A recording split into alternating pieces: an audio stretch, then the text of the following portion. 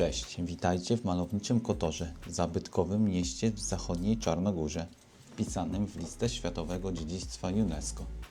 Kotor leży nad Zatoką Kotor, jedną z najpiękniejszych zatok w Europie, otoczoną górami i zróżnicowaną architekturą, która przenosi nas w czasie.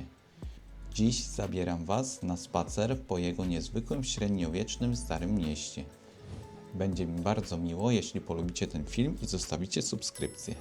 To pomaga mi tworzyć więcej takich materiałów. Zaczynamy nietypowo, bo od bramy Gurdić, czyli południowego wejścia. To miejsce często pomijane, ale dzięki temu spokojniejsze i bardzo klimatyczne. Od razu zanurzamy się w wąskich, kamiennych uliczkach. To właśnie one tworzą charakter Kotoru. Labirynt, który kiedyś miał zmylić wrogów, dziś zachwyca każdego turystę. Tu czas płynie inaczej. Warto się zgubić choć na chwilę. A wśród kamieni i murów często spotkacie koty. To prawdziwi mieszkańcy Kotoru, które dodają temu miejscu jeszcze więcej uroku. Jesteśmy na jednym z wielu uroczych placów. W Kotorze jest ich mnóstwo. Każdy z własnym klimatem. Lokalne knajpki, turyści z kawą, życie toczy się tu nieśpiesznie. Kotor to miasto, które od wieków było miejscem spotkań różnych kultur i narodów, co widać po jego kulturze i atmosferze. Na razie mijamy katedrę Świętego Tryfona, ale spokojnie, wrócimy tutaj. Idziemy prosto, by nagrać jedno z najbardziej znanych miejsc, czyli słynny napis Kotor na ścianie. To ulubione miejsce na zdjęcia, więc jeśli szukacie pamiątki, to tutaj. A teraz wracamy do katedry Świętego Tryfona, jednej z dwóch katedr w Czarnogórze. Zbudowana w 1166 roku, poświęcona patronowi miasta, mieści w sobie skarbiec z relikwiami i zachwycające freski. To serce duchowe Kotoru. Katedra została zbudowana w stylu romańskim, a jego elementy gotyckie powstały po kolejnych odbudowach po trzęsieniach ziemi, które trafiały na miasto. Idąc dalej, wśród alejek zatrzymujemy się przy kolorowych parasolach rozwieszonych nad jedną z restauracji. Idealne miejsce na zdjęcia i chwilę cienia.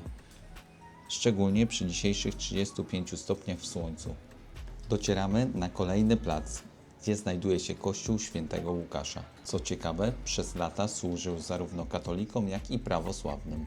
Wyjątkowy symbol tolerancji. Jest jednym z najstarszych kościołów w Kotorze, a jego historia sięga aż XIV wieku. Zaledwie kilka kroków dalej cerkiew Świętego Mikołaja z początku XX wieku. W środku znajdziecie piękny ikonostan i nastrojowe wnętrze. Teraz kierujemy się ku północnej bramie, a stąd na mury miejskie. Mało kto tu wchodzi, a widoki są nieziemskie.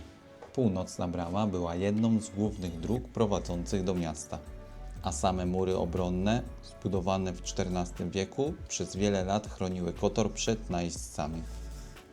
To jeden z najbardziej malowniczych widoków w Europie. Na horyzoncie widać wielki statek rejsowy, który właśnie zawinął do portu. Obok płynie rzeka Skurda, naturalna granica miasta i jego murów. Kiedyś chroniła przed wrogami, dziś przed upałem. Kotor, choć mały, ma ogromny urok. Stąd możecie podziwiać nie tylko samą Starówkę, ale również wspaniałą Zatokę Kotor, która wygląda jak fiord otoczony górami. Pokażę Wam również Sea Gate, czyli główną bramę do miasta, przez którą codziennie przewijały się setki turystów. Kiedy przez nią przejdziemy, ukaże się nam wieża zegarowa z XVII wieku. Najłatwiej ją zapamiętać, jeśli się zgubicie. To miejsce jest nie tylko jednym z głównych punktów orientacyjnych, ale także jednym z najstarszych elementów architektonicznych w Kotorze.